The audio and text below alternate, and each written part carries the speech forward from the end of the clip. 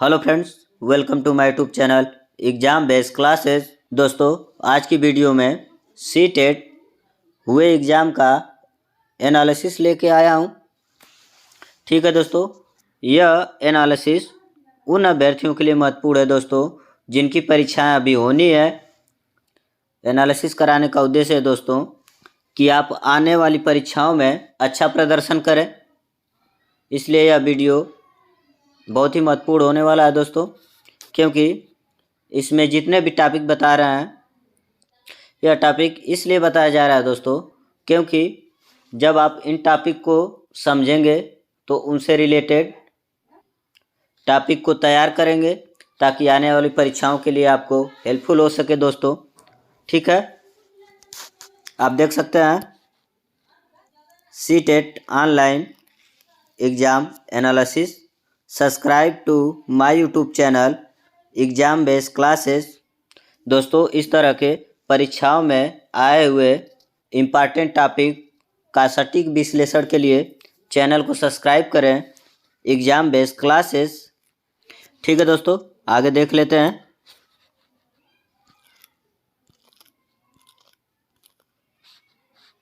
आगे दोस्तों point 1, gene पियाजे से संबंधित 3 प्रश्न आए हुए थे दोस्तों। ठीक है, आपको कल भी बता चुके हैं जो 9 जनवरी 2023 को एग्ज़ाम हुआ है कि जीन पियाजे कितने महत्वपूर्ण हैं। इनसे हर सब्जेक्ट में 1 या 2 प्रश्न रहते हैं। अगर 2 प्रश्न रहते हैं दोस्तों तो आपका हो जाएगा 2 5 10 नंबर, यहीं से आपका बन रहा है। तो इसलिए हम कह रहे हैं इनको ज़रूर पढ़ के जाइएगा, इनकी थ्योरी। ठीक है दोस्तों, आगे देख लेते हैं। दूसरा पॉइंट है वाइगोस्की की अवस्था से संबंधित प्रश्न है दोस्तों। जो उन्होंने अवस्थाएं दी हुई है उनके बारे में आप पढ़ सकते हैं दोस्तों, और पढ़कर आने वाली परीक्षाओं में आप एक अच्छा प्रदर्शन कर सकते हैं और एक अच्छे नंबर से पास हो सकते हैं दोस्तों। ठीक है, और आगे चौथा चौमस्की की भाषा विकास से संबंधित है, जो हिंदी में पूछा जाता है दोस्तों। ये तीनों तो मनोविज्ञान में पूछे जाते हैं, जीन पियाजे, वाइगोस्की, कोहलबर्ग और चोमस्की। चोमस्की जो है दोस्तों वह हिंदी में पूछा जाता है। हिंदी में पैडागोजी से संबंधित प्रश्न आते हैं। आपको कल हम बताए थे दोस्तों कि अगर भाषा से संबंधित कोई प्रश्न रहता है और ऑप्शन में आपको चोमस्की दिख जाए तो आपको बेझिझक चोमस्की पे ट्रिक लगा देना है दोस्तों। ठीक है, आगे देख लेते हैं कौन कौन से पॉइंट आए हुए हैं। आप देख सकते हैं दोस्तों पॉइंट 5, एनसीएफ 2005 से लगभग 3 प्रश्न लगभग 7 से 8 आए होंगे। किसी सब्जेक्ट में 2 पूछा होगा, किसी सब्जेक्ट में 1। एनसीएफ 2005 बहुत ही महत्वपूर्ण टॉपिक है दोस्तों। हमारा चैनल अभी न्यू है दोस्तों, इसलिए आप किसी भी यूट्यूब चैनल से इसको पढ़ सकते हैं जिनका आपको अच्छा लगे। फिलहाल हमारे चैनल पे आप पढ़ सकते हैं मैथ और मैथ पेडागोजी, साथ साथ ईवीएस यानी कि पर्यावरण। ठीक है दोस्तों, आगे है दोस्तों एक वैज्ञानिक हैं ब्लूम टैक्सोनोमी इवैल्यूएशन। फिर आपका आगे हावर्ड गार्नर से प्रश्न आया हुआ था दोस्तों वंशानुक्रम से संबंधित। यह बहुबुद्धि का सिद्धांत दिए हैं दोस्तों, यह बहुत ही इंपॉर्टेंट है। अगर आपको बहुबुद्धि से संबंधित कोई प्रश्न आता है मनोविज्ञान में तो आप ऑप्शन में हावर्ड गार्नर को खोजिए। अगर वह दिख जाते हैं तो ऑप्शन एकदम सटीक होगा और सही होगा दोस्तों। ठीक है, इतना आप जरूर ध्यान रखिए मेरी बातों का। इसके बाद में दोस्तों बीएफ स्किनर से संबंधित प्रश्न आए थे, आगे देख लेते हैं।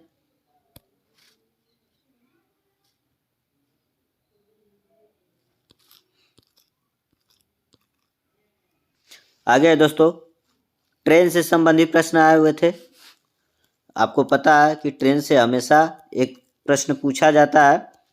एनसीईआरटी के क्लास 4 में दोस्तों ओमना का सफ़र एक चैप्टर है। वह चैप्टर 3 भागों में है, 6 7 8 इस प्रकार से कुछ है। उसको जब आप पढ़ेंगे तो एक ट्रेन का सफ़र होता है जो गुजरात से स्टार्ट होता है दोस्तों और केरल तक जाता है। उसी के बारे में यह बार बार प्रश्न आता है, क्योंकि जब गुजरात से ट्रेन चलती है तो गुजरात के स्टेशन पे रुकती है, कितने बजे रुकी, फिर वहाँ से प्रस्थान की तो आपका महाराष्ट्र पहुँचती है, तो महाराष्ट्र के स्टेशन के और वहाँ के पकवान के बारे में कुछ जानकारी होती है और कब रुकती है, कब चलती है। फिर उसके बाद आपका गोवा पहुँचती है, गोवा से आपका कर्नाटक पहुँचती है, कर्नाटक के बाद केरल पहुँचती है दोस्तों। इस तरह से जो सफ़र होता है, तो इस सफ़र का उस चैप्टर में एक लिस्ट बना दी गई है दोस्तों, कौन सा स्टेशन पड़ता है, कब गाड़ी कौन रुकती है, कहाँ जाती है, उसके अनुसार यह प्रश्न आता है। ठीक है, आगे दोस्तों अल्फ़ाबेट्स के घूर्णन समरूप, इससे संबंधित प्रश्न आए हुए थे दोस्तों। इसके बाद है बे नीले परिमेय से संबंधित प्रश्न है दोस्तों। बे नीले परिमेय के बारे में बताए हुए हैं, जो गणित शिक्षण के लिए बहुत ही उपयोगी है दोस्तों। तो बे नीले को भी पढ़ के जाइएगा। आपको कल भी हम बता चुके हैं कि जब गणित में ज्यामिति प्रमेय से संबंधित कोई भी प्रश्न हो तो आपको ऑप्शन में बे नीले खोज के ट्रिक लगाना है दोस्तों। ठीक है, इसके बाद है संख्या आधारित प्रश्न। संख्या आधारित प्रश्न थे दोस्तों कुछ इस प्रकार कि दशमलव में संख्याएं दी हुई थी और उनको क्रम बढ़ाते हुए एक प्रश्न था कि दशमलव में संख्याएं दी हुई हैं और उनको जोड़ के बताना है कि उनका योग कितना होगा। सिंपल सा था। ठीक है दोस्तों, आगे देख लेते हैं। आगे है दोस्तों पोचमपल्ली। पोचमपल्ली दोस्तों एनसीईआरटी कक्षा 4 के चैप्टर नंबर 23 पोचमपल्ली शीर्षक नाम से ही चैप्टर है। अगर उस चैप्टर को आप पढ़ के जाते हैं तो आगे आने वाली परीक्षाओं के लिए बहुत ही महत्वपूर्ण है दोस्तों। वहाँ से एक प्रश्न आया था। ठीक है, इसके बाद है दोस्तों मोर और मधुमक्खी। इससे संबंधित हम वीडियो डाल चुके हैं दोस्तों, जिसमें पढ़ाए थे अनीता की मधुमक्खियाँ। ये बिहार की रहने वाली है और बहुत मेहनती लड़की है, उसके बारे में दिया है दोस्तों। और मधुमक्खियों की विशेषताओं के बारे में प्रश्न था। ठीक है, आगे हम बताएंगे दोस्तों कि जिन विद्यार्थियों के पास एनसीईआरटी बुक उपलब्ध नहीं है उन सभी के लिए एक ऐप है जो मोबाइल में आप इंस्टॉल कर लेंगे तो उनसे कक्षा 1 से लेकर 12 तक की सभी एनसीईआरटी बुक को आप पढ़ सकते हैं, वो भी हिंदी में। ठीक है दोस्तों, और वो बिल्कुल फ्री है। आगे देख लेते हैं। वाराणसी से पेंटिंग कला से संबंधित प्रश्न था दोस्तों। पेंटिंग कला से संबंधित एक मधुबनी चित्रकला से आता है बिहार से, इस बार वाराणसी से पूछ लिया था दोस्तों। ठीक है, इसको पढ़ के जरूर जाइएगा। आदिवासी के मेले से संबंधित जितने भी आदिवासी हैं जो एनसीईआरटी की बुकों में दिए हुए हैं दोस्तों, एक है किसके जंगल, कक्षा 4 की एनसीईआरटी में है दोस्तों। उसको अगर आप पढ़ लेते हैं तो वहाँ से कुछ संबंधित आप प्रश्न निकाल पाएंगे जो आगे आने वाली परीक्षाओं के लिए संबंधित होंगे। ठीक है दोस्तों, आगे देख लेते हैं।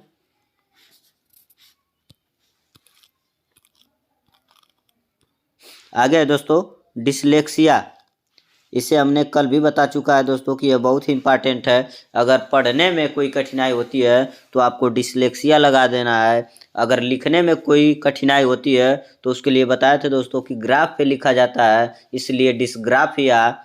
और गणितीय संक्रियाओं से संबंधित कठिनाई आती है दोस्तों तो उसके लिए होता है डिसकैलकुलिया, क्योंकि कैलकुलेटर ही गणित की संक्रियाओं को सॉल्व करता है दोस्तों। तो इससे आप पकड़ सकते हैं कि अगर गणितीय अक्षमता हो तो आप डिसकैलकुलिया लगाएंगे। ठीक है दोस्तों, इसके बाद है दोस्तों सीसीई से संबंधित प्रश्न आए थे, इसको भी पढ़ लीजिएगा दोस्तों।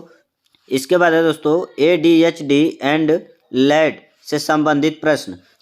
इनका बस फुल फॉर्म पूछा जाता है दोस्तों, उसको भी आप नोट कर लीजिएगा, परीक्षाओं के लिए बहुत ही महत्वपूर्ण है दोस्तों।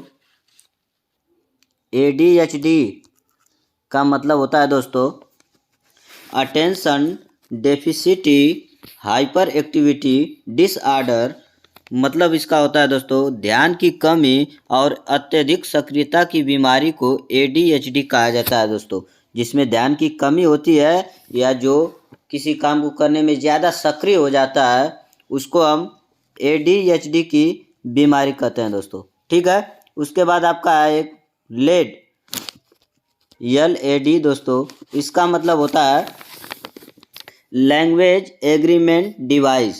लैंग्वेज एग्रीमेंट डिवाइस, लेड अवधारणा एक सहज मानसिक क्षमता है दोस्तों। बच्चों में लेड की अवधारणा एक सहज मानसिक क्षमता है जो एक भाषा को सिखाती है दोस्तों। यह एक डिवाइस है जो भाषा को सिखाती है दोस्तों, इसलिए इसे हम भाषा अधिग्रहण डिवाइस भी कहते हैं। ठीक है दोस्तों। इसके बाद आपका आता है सेंसरी मोटर स्टेज। आपका दोस्तों यह जिन पियाजे से संबंधित है, जो 4 अवस्थाएं दिया हुआ है, जिसको हम कहते हैं संवेदी प्रेरक अवस्थाएं, उसी की बात कर रहा है सेंसरी मोटर स्टेज। ठीक है दोस्तों। तो ये रहा आज का महत्वपूर्ण एनालिसिस। अब आपको दोस्तों हम चलते हैं अपने मोबाइल के होम स्क्रीन पर और आपको दिखाते हैं कि आप एनसीईआरटी बुक कहाँ से पढ़ेंगे। ठीक है। हम आ गए दोस्तों मोबाइल के होम स्क्रीन पर और आप देख सकते हैं हमारे पास एक ऐप इंस्टॉल है जो आप भी प्ले स्टोर से इंस्टॉल कर सकते हैं। आप देख सकते हैं यहाँ एक ऐप है एनसीईआरटी किताबें और समाधान। इस ऐप को आप प्ले स्टोर से डाउनलोड कर लीजिएगा दोस्तों। और यह वर्क कैसे करता है आइए देख लेते हैं। सिंपली सा इसको क्लिक करना है दोस्तों। जब क्लिक करेंगे तो आपके सामने कुछ इस प्रकार का इंटरफेस खुल के आएगा। ठीक है दोस्तों, जिसमें लिखा है एनसीईआरटी। आप देख सकते हैं एनसीईआरटी किताबें, एनसीईआरटी के समाधान, एनसीईआरटी के नोट्स, एनसीईआरटी के महत्वपूर्ण सवाल, सभी कक्षाओं के वीडियो, एनसीईआरटी के महत्वपूर्ण एमसीक्यू मतलब मॉक टेस्ट दोस्तों। ठीक है, इस प्रकार से आपको मिलेगा। तो आपको सिंपली सा दोस्तों एनसीईआरटी की किताबें पर क्लिक करना है और क्लिक करते ही आपका कुछ इस प्रकार से इंटरफेस आएगा। आप देख सकते हैं कक्षा 12 की किताबें, कक्षा 11 की किताबें, इस प्रकार से आप इसको स्क्रॉल करते जाएंगे दोस्तों। तो आप देख सकते हैं यहाँ से कक्षा 1 से 12 तक की किताबें आपके पास उपलब्ध है। आपको जिस कक्षा की किताब पढ़नी है उसको आप यहाँ से क्लिक करके पढ़ सकते हैं। आइए दिखाते हैं। जैसे कक्षा 5 की बुक पढ़नी है दोस्तों, कक्षा 5 पे हम किताबें पे क्लिक करेंगे और इस प्रकार से हमारा खुलकर आ जाएगा दोस्तों। आप देख सकते हैं पर्यावरण अध्ययन, हिंदी, गणित, अंग्रेजी। आपको पर्यावरण अध्ययन पढ़ना है दोस्तों, तो पर्यावरण अध्ययन पर क्लिक करेंगे। आप देख सकते हैं आसपास आपको इस तरह से बुक का ऊपरी कवर दिखेगा दोस्तों, आसपास। फिर इस पर हम सिंपली सा क्लिक करते हैं तो आपका चैप्टर वाइज सब खुल के आ जाएगा दोस्तों। आप देख सकते हैं यहाँ से विषय सूची, फिर कैसे पहचाना, चींटी ने दोस्त को, इस प्रकार से आपका खुल जाएगा। इसको स्क्रॉल करते हुए आप यहाँ से बखूबी पढ़ सकते हैं। ठीक है दोस्तों। तो ये रहा आज के एनालिसिस का वीडियो।